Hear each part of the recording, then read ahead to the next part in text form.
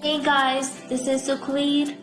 I welcome you guys on my channel. If you are new here, please subscribe it and press the bell icon to get notifications. Hi friends, in this video I'm going to discuss a cue card. Talk about a time when you visited a farm. ਆਪਾਂ ਇੱਥੇ ਗੱਲ ਕਰਨੀ ਹੈ ਕਿ ਜਦੋਂ ਤੁਸੀਂ ਕਿਸੇ farm ਨੂੰ ਵਿਜ਼ਿਟ ਕੀਤਾ ਕਿਸੇ ਖੇਤ ਦੇ ਵਿੱਚ ਗਏ ਉਸ ਬਾਰੇ ਆਪਾਂ ਗੱਲ ਕਰਾਂਗੇ and we have to include in the cue card when it was a ਕਦੋਂ ਸੀ where it was a ਕਿੱਥੇ ਸੀ and what did you see at the farm ਤੁਸੀਂ ਫਾਰਮ ਤੇ ਕੀ ਦੇਖਿਆ and how was your overall experience ਤੇ ਤੁਹਾਡਾ overall experience Ki C so let's see the sample answer well in my country ਮੇਰੀ country ਦੇ ਵਿੱਚ most people rely on farming to earn their livelihood ਮੇਰੀ country ਦੇ ਵਿੱਚ ਜ਼ਿਆਦਾਤਰ ਲੋਕ ਆਪਣੀ ਜ਼ਿੰਦਗੀ ਜਿਉਣ ਦੇ ਲਈ ਫਾਰਮਿੰਗ ਤੇ ਡਿਪੈਂਡ ਕਰਦੇ ਆ ਖੇਤੀਬਾੜੀ ਤੇ ਡਿਪੈਂਡ ਕਰਦੇ ਆ ਫਾਰਮਿੰਗ ਪਲੇਜ਼ ਦਾ pivotal role in India's economy ਤੇ ਖੇਤੀਬਾੜੀ ਬਹੁਤ ਹੀ ਵੱਡਾ ਮਤਲਬ ਇੰਪੋਰਟੈਂਟ ਰੋਲ ਪਲੇ ਕਰਦੀ ਆ ਇਕਨੋਮੀ ਦੇ ਵਿੱਚ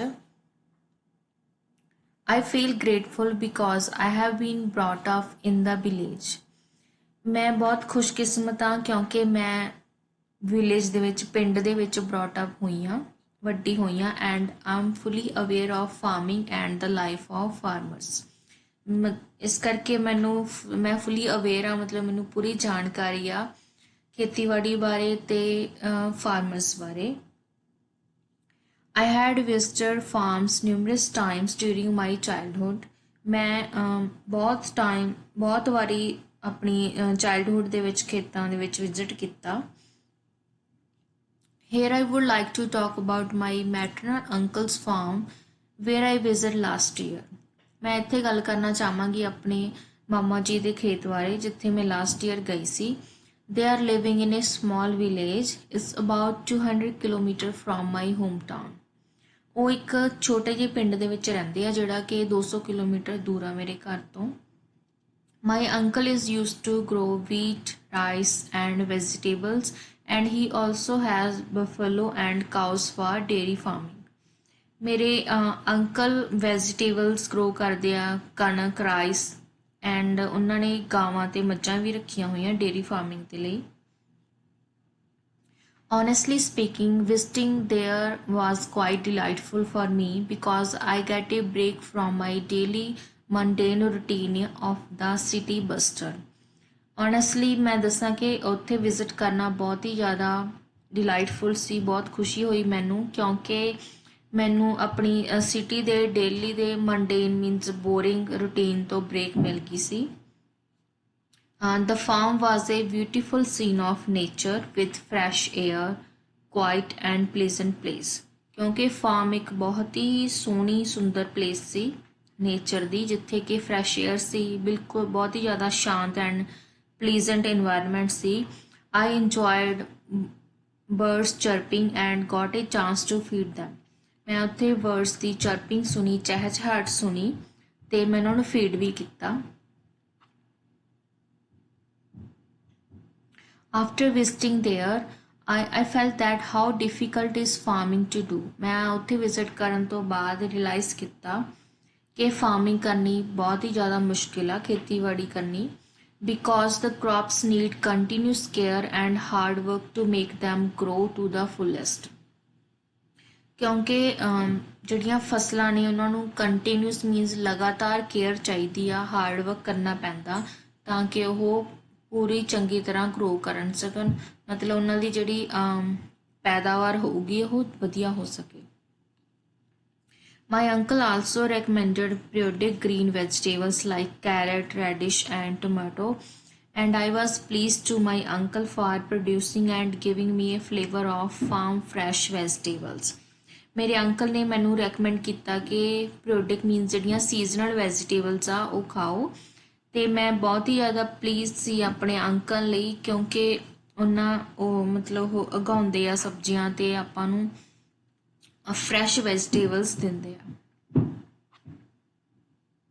I clicked pictures with my uncle to capture memories and to post on social media. मैं अपने ਅੰਕਲ ਨਾਲ ਪਿਕਚਰਸ ਵੀ ਕਲਿੱਕ ਕੀਤੀਆਂ ਤਾਂ ਕਿ ਮੈਂ ਮੈਮਰੀਜ਼ ਨੂੰ ਕੈਪਚਰ ਕਰ ਸਕਾਂ ਤੇ ਸੋਸ਼ਲ ਮੀਡੀਆ ਤੇ ਪੋਸਟ ਕਰ ਸਕਾਂ। There was almost everything natural, nothing artificial.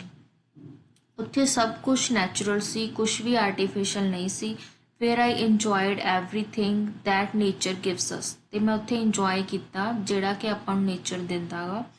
It never fails to rejuvenate and refresh me from the stressful life of cities.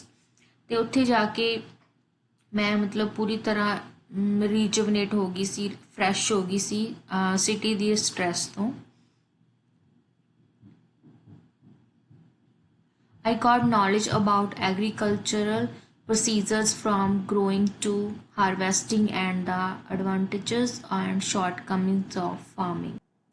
ਮੈਨੂੰ ਨੌਲੇਜ ਮਿਲੀ ਕਿ ਕਿੱਦਾਂ ਖੇਤੀਬਾੜੀ ਦੇ ਵਿੱਚ ਗਰੋ ਕੀਤੀਆਂ ਜਾਂਦੀਆਂ ਫਸਲਾਂ, ਕਿੱਦਾਂ ਹਾਰਵੈਸਟ ਕੀਤੀਆਂ ਜਾਂਦੀਆਂ ਅਤੇ ਇਸ ਦੀ ਖੇਤੀਬਾੜੀ ਦੀ ਕੀ ਐਡਵਾਂਟੇਜ ਆ ਅਤੇ ਕੀ ਉਹਦੀਆਂ ਸ਼ਾਰਟਕਮਿੰਗਸ ਆ, ਮਤਲਬ ਕੀ ਨੁਕਸਾਨ ਆ ਫਾਰਮਿੰਗ ਦੇ।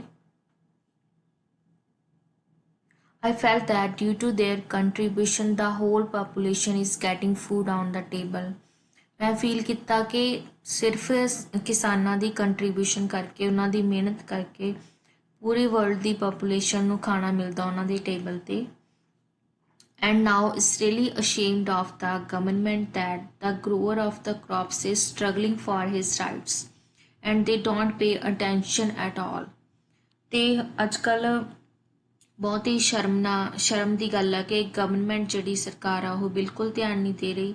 ਜਿਹੜੇ ਗਰੋਅਰ ਆ ਕ੍ਰੌਪਸ ਦੇ, ਮਤਲਬ ਜਿਹੜੇ ਫਸਲਾਂ ਉਗਾਉਂਦੇ ਆਪਣੇ ਕਿਸਾਨ, ਉਹ ਸਟਰਗਲ ਕਰ ਰਹੇ ਆ ਆਪਣੇ ਰਾਈਟਸ ਦੇ ਲਈ ਅਤੇ ਸਰਕਾਰ ਕੁਛ ਵੀ ਅਟੈਂਸ਼ਨ ਨਹੀਂ ਦੇ ਰਹੀ ਉਹਨਾਂ ਨੂੰ। I think the government should understand their needs and support them. ਮੈਂ ਸੋਚਦੀ ਹਾਂ ਕਿ ਸਰਕਾਰ ਨੂੰ ਉਹਨਾਂ ਨੂੰ ਸਮਝਣਾ ਚਾਹੀਦਾ, ਸਪੋਰਟ ਕਰਨਾ ਚਾਹੀਦਾ ਉਹਨਾਂ ਦੀਆਂ ਨੀਡਸ ਨੂੰ। And because if farmers will grow then the whole country can grow. ਕਿਉਂਕਿ ਜੇ ਫਾਰਮਰ ਆ, ਜਿਹੜੇ ਕਿਸਾਨ ਆ, ਉਹ ਗਰੋ ਕਰਨਗੇ ਤਾਂ ਹੀ ਆਪਣੀ ਕੰਟਰੀ ਗਰੋ ਕਰ ਸਕਦੀ ਹੈ। So that's all in this cue card. ਜੇ ਤੁਹਾਨੂੰ ਪਸੰਦ ਆਇਆ ਪਲੀਜ਼ ਇਸ ਨੂੰ ਲਾਈਕ ਕਰੋ and share with your friends. Don't forget to subscribe my channel. Thank you.